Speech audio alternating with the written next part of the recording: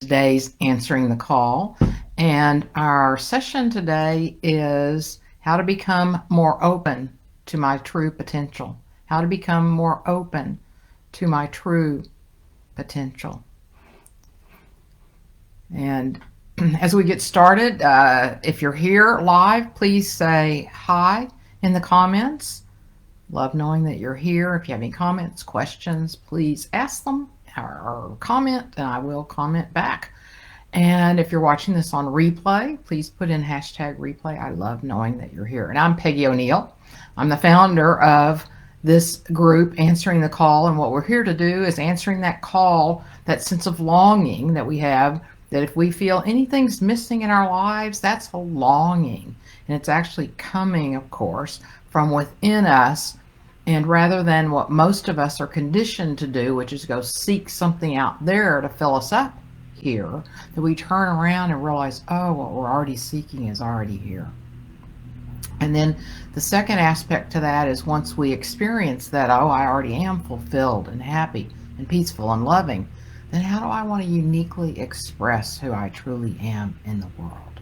So welcome to today's conversation. And of course, the purpose of all of these is to enhance that process, to enhance who you are, to support you in really living all out as who you truly are. So I'm really excited about today's conversation, how to become more open to my true potential. What you're going to discover is how concepts have diminished our senses. One way to break free of the jail cell, and the jail cell is what we focus on that keeps us from breaking free and living our true potential. So I'm going to explain what that is, and then how to be more open to the infinite intelligence and wisdom available. In fact, it's the infinite intelligence and wisdom that you are. But part of it is knowing that rather than just thinking that it's available. So that makes a huge difference right there.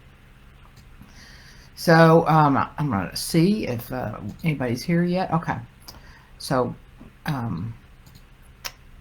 to become more open to my true potential. So how concepts have diminished our senses. So what I mean by that is, and it starts really young for most of us, at least in the Western culture, is that at some point early on, we recognize what a tree is. We've heard the word long enough. We've looked at pictures, looked at the trees that our parents or somebody has pointed out to us long enough that we realize, oh, that's a tree. And then before too long, we start relating to the tree as the concept or label tree. In other words, at that point, it's an inanimate object almost, because we're seeing it as the label. It's like, you know, we've tried when we were younger to figure out what's this, what's that, what's that. And now we've figured out, oh, that's a tree. Kind of check mark, done, tree. And so what happens is when we start living our life in concepts, oh, now I understand that. And now I'm not living in a connected way with it, an experiential way. So once it's a concept, it's like what did I say a minute ago? That it's an idea. We're not really experiencing it. Of course, we're always experiencing everything. That's that's how we know we exist, is because of experience. But with concepts, it's like there's no energy or emotion with it, really. It's like we're just looking at this thing. I guess that's a good way to say it. It's a thing now to us. It's just a thing. That's a tree. All right. So we don't even really notice them anymore. I mean, some people do, I'm sure, who are really paying a lot of attention to plants, and they work in the forest and that sort of thing. But once we start identifying with almost everything, a tree, manager, the manager now is a label or a concept manager, and Billy as that is a manager, and now we relate to Billy as a man, as whatever our definition and concept is of a manager. We're often not relating to Billy the person anymore, the human being. We're relating to the manager. Or now we may be relating to him in some ways that they've done a personality test, or we've tried to figure out their personality. Now we relate to them as whatever that code is, or they relate to themselves that way. We become these concepts. So I realize that with trees is one of the ways that I remind myself. So I'll catch myself. I walk almost every morning in a beautiful forested park near me, a Veterans Park in Fayetteville, Arkansas. It's beautiful. And sometimes I'll notice that I'm not really paying attention to anything, and which is fine. I mean, sometimes I'm really just present and not paying attention to thoughts, or other times I'll be paying attention to thoughts about what I'm going to do today. But then I realize that I'm not really connected to the trees, to the forest, to the full experience of the whole thing. And I'll just, somewhat think tree, tree, tree, tree. And again, I was reminded just by paying attention to the beauty of these trees and the intricacy of the bark, and how different trees, the bark is so different, and it's so textured in different colors, and just the brilliance and the beauty of each of these trees, their bark. I was focusing mainly on the bark. And then I wondered, am I smelling the forest? And occasionally I would pass honeysuckle, and I noticed the honeysuckle. That's really a fragrant smell that's hard to miss. But I thought, let me see if I can smell the forest. And sure enough, I did after a little bit. I just really paid attention to smelling. And so what we do if we live in concepts, and Alan Watts said that over and over when he was alive, and the philosopher that was talking about the same thing we're exploring and living here, is that we've become people that just live in concepts, ideas about things, rather than experiencing the things and living and being alive with them. And to some extent, that's also diminished our ability to know experience. I was leading a workshop yesterday, and one of the participants was having a really hard time identifying their experience.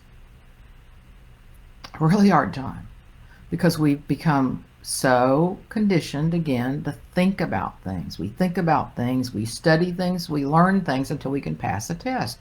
So we've paid a lot of attention to our thinking and figuring things out and understanding instead of experiencing. And the thinking and the understanding, that's essential to life to an extent. We've got to know and understand something enough that our mind can calm down so that we can engage more fully.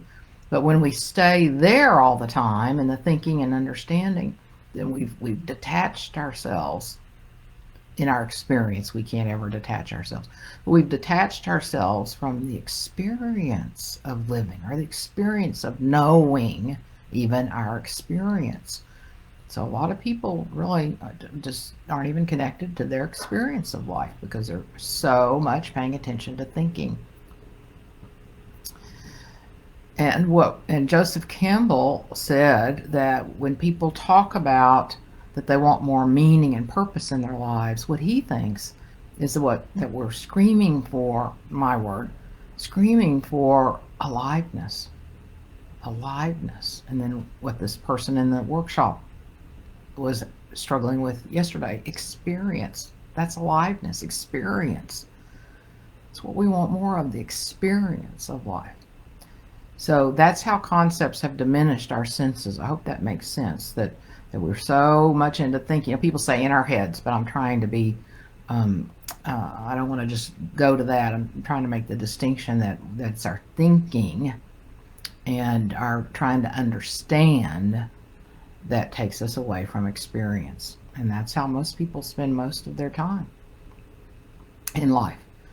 Now, one way to break free of this jail cell, and what's the jail cell? The jail cell jail cell, um, is our thoughts. Our thoughts, just what I was talking about. We pay so much attention to our thoughts and our thinking about ourselves and about life and what's possible and what's not possible, who we think we are. You know, I'm able to do this, I'm not able to do this, I'm good at this, I'm not good at this, on and on and on. Our thoughts all day long, and they're never going away. They're never going away. They'll still be there. But what we can do is not identify with the thoughts. In other words, don't believe any of your thoughts. Now, you've heard me say this before, unless the thought says there's a cliff there or there's a bus about to hit you. Pay attention to those thoughts. But I'm talking about the thoughts that are self-referencing, that have something to do with you or something to do with another person. And by something to do with the other person, I mean judgments about them, opinions, assessments. And yes, there are times that we need to assess a person's work in the workplace. I'm not talking about that kind of assessment. I'm talking about assessing the human being. And yes, sometimes we have to assess their skills. I'm talking about the fundamentals of the human being. So any sort of thoughts about the fundamentals of the human being, if that doesn't make sense, ask in the comments. And the fundamental nature and being of the person. And then about ourselves, don't believe in one of them. Don't believe in one of them. And then, so you notice them, you'll get caught up in them. That's not going away for a while. If you keep up with this, that'll even go like diminish way down where you're hardly ever caught up in your thoughts. But when you notice that you are, you can say, relax the focus of attention and just bring yourself back to awareness and be still. And you just keep doing that, because we're not our thoughts, so don't listen to them. And then lastly, how do we be more open to the infinite intelligence and wisdom that we truly are? Well, you might have figured this out through this interaction, is that we want to be more sensitive. Be more sensitive, more open. So this is where it's critical to not pay too much attention to our thinking anymore, unless we're trying to work something out, of course. But not, other than that, don't pay attention to our thinking, and then become more sensitive in our experience. So I'm going to give you, first I'm going to see if there are any questions here. No? All right. So what I'm going to do is I'm going to give you an exercise that you can do in your own time. We're not going to do the whole exercise right now, just a piece of it.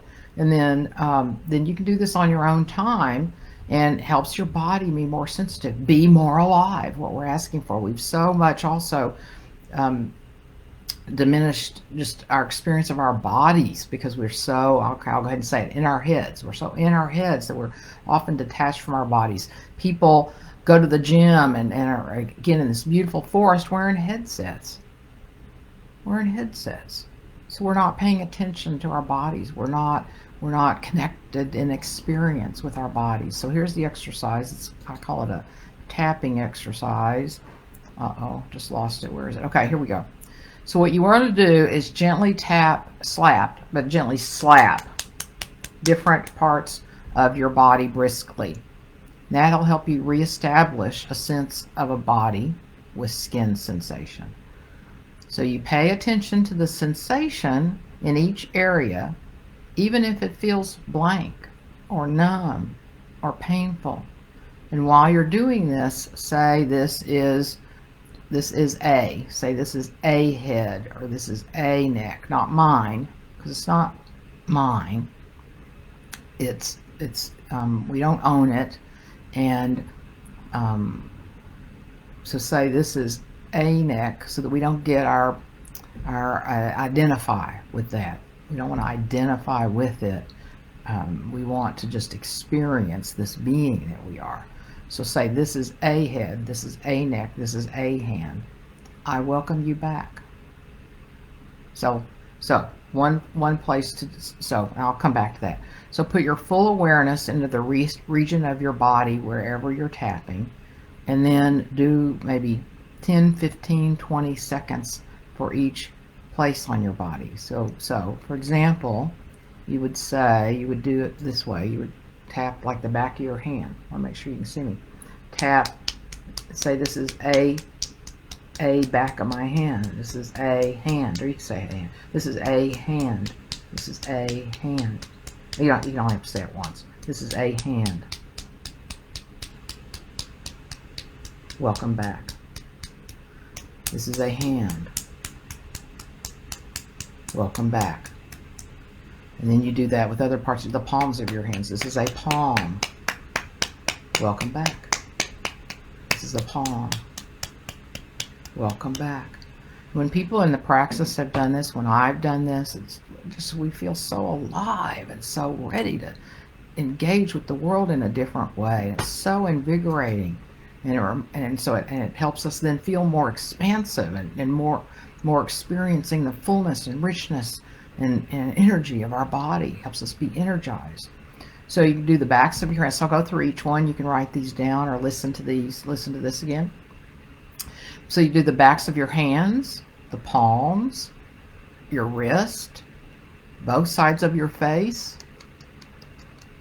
shoulders, underarms, head, forehead, neck. Oh, by head it'd be like this. Head, forehead, neck, chest, your back as best as you can, your legs one at a time, starting with the lower leg, but one at a time, and then your stomach area, both hips, thighs one at a time, ankles one at a time, and feet one at a time. So that's an exercise that you can do that'll support you greatly in enhancing your sensitivity and helping you be more elevate your experience of life and your ability to be more sensitive and experience life. So today we're talking about how to become more open to your true potential, and we talked about how concepts have diminished our senses. We think of we see concepts, we don't see the experience of a tree most of the time. And in a way to break free of the jail cell that many of us feel like we're in, when we don't feel alive and like we're filled with potential and ready to go and express this infinite, wise, brilliant, genius being that's here to express universal intelligence and peace and love and wisdom with full aliveness. You are the universe, this infinite being. And so we don't feel that way. We feel contracted because we identify with ourselves as a finite, limited being with this body. And of course, when we're not even sensitive to our body, then it's even more contracted and limited. And so, but one way to break free of the jail cell is to stop identifying with thoughts. Just don't listen to them. When you notice that you are, then say, relax the focus of attention. And then one way to be more open to the infinite intelligence and wisdom that we are is do this tapping exercise. Become more sensitive. If you have another way to be more sensitive in the world, then, to bring your senses back to more aliveness, do that. Or, of course, another thing is, I really recommend doing this tapping. Help you really get into your body more, be more grounded, more alive in the body. But also, when you're walking, no matter where you're walking, can you notice the smells? What do you really see? Not just a house, but what do you see when you look at that house? What do you experience when you're looking at the house? And so on. And just do that with everything you see when you're walking, whatever you're doing. All right, so if you have any questions or comments, please let me know. And I am so happy to be with you today. Thank you, and we'll see you next week.